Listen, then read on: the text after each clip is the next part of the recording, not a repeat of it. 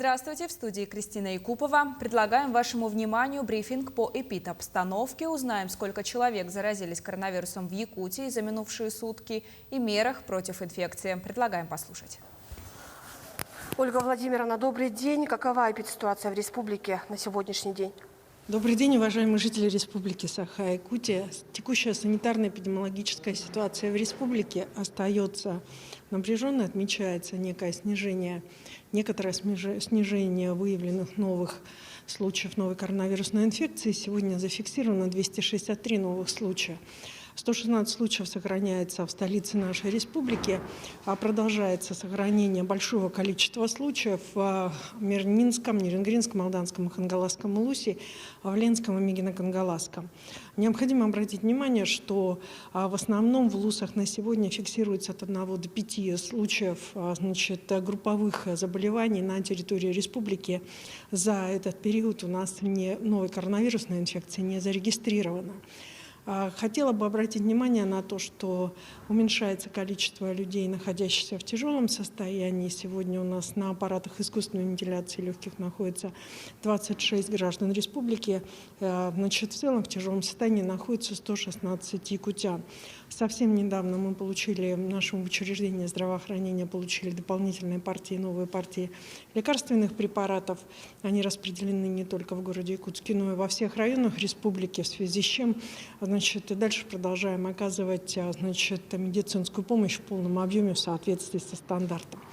На территории республики продолжается достаточно активно на настоящий момент процедура вакцинации населения.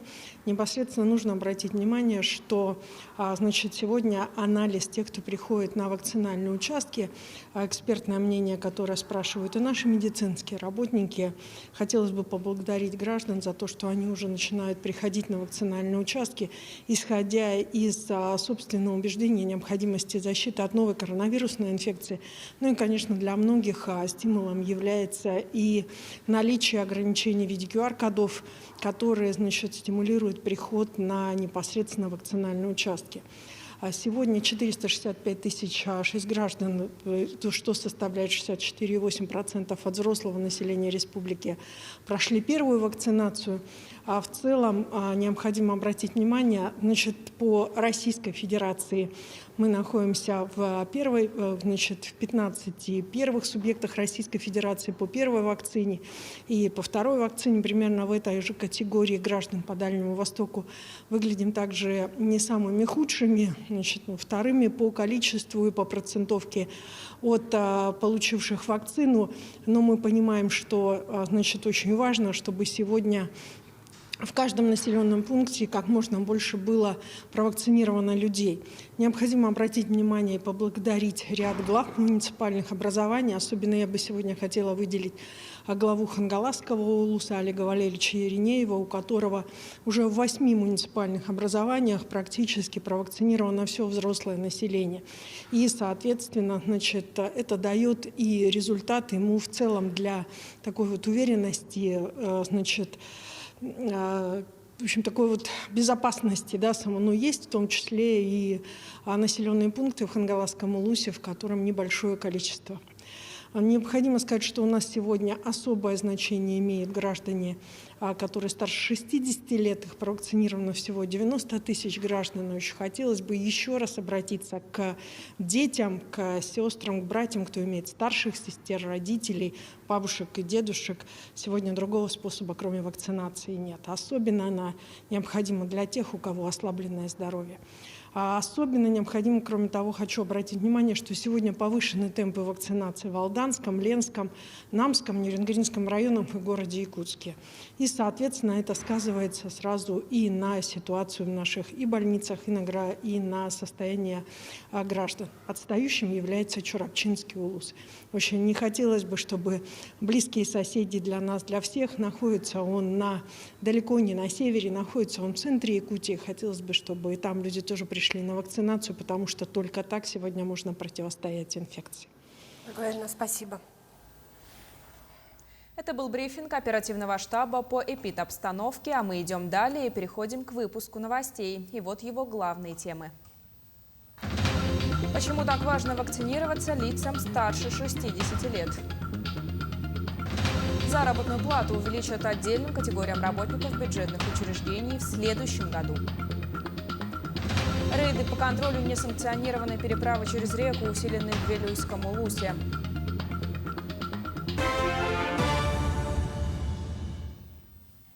Вакцинация от коронавируса – это такая же прививка, как и от любого другого заболевания. Люди пожилого возраста в зоне особого риска при заболевании COVID-19. Как правило, у них большое количество хронических заболеваний и не такой сильный иммунитет, как у молодых. Из-за нагрузки на иммунную систему именно у пожилых при заражении ковидом возможны серьезные последствия. По данным Росстата, 83% умерших от COVID-19 – это пациенты в возрасте старше 60 лет.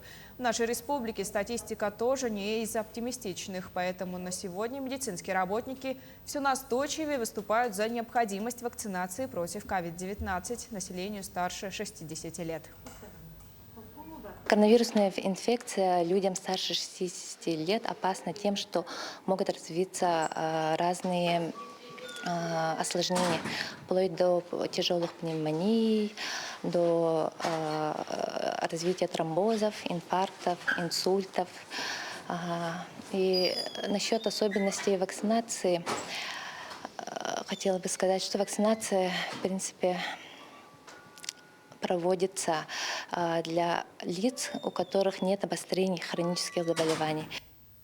По инициативе главы региона на развитие сельского хозяйства в следующем году планируется выделить 12,5 миллиардов рублей, что на 2,5 миллиарда больше, чем в прошлом году. Так, 10 миллиардов 898 миллионов будет выделено в рамках госпрограммы развития сельского хозяйства и регулирования рынков сельскохозяйственной продукции, сырья и продовольствия на 2020-2024 годы. Дополнительно 651 миллион рублей предусмотрен на ввод второго этапа новых механизмов. Еще 1 миллиард на взнос в уставный капитал компании ФПК «Туймада» в целях развития агропромышленного комплекса и на модернизацию материально-технической базы корпорации. Это строительство коровников, коневодческих баз, создание условий для оленеводческой деятельности, обновление баз рыболовства, огородничества и так далее.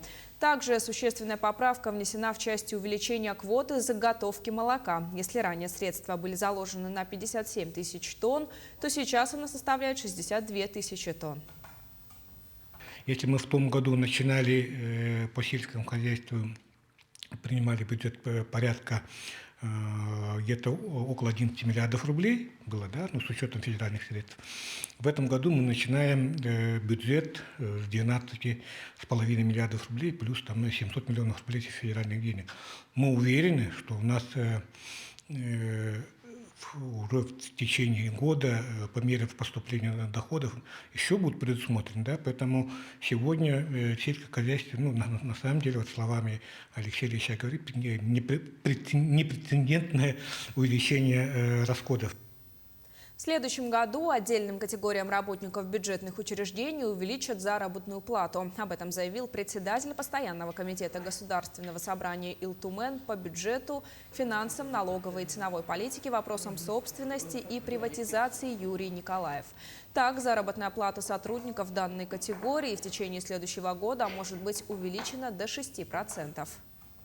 Ну, у нас есть еще возможность смотреть с какого момента. Понятно, с 1 января это 3,6%, а вторую половину вот есть мнение с 1 октября, есть мнение с 1 июля. Ну, поэтому я могу сказать, пока вот согласительная комиссия в целом достигла 6% рублей, 6%. Поэтому ну, я уже рад, что уже повышение точно будет. Да? Ну, вот на какую сумму примерно тоже договорились, 304 миллиона дополнительных расходов.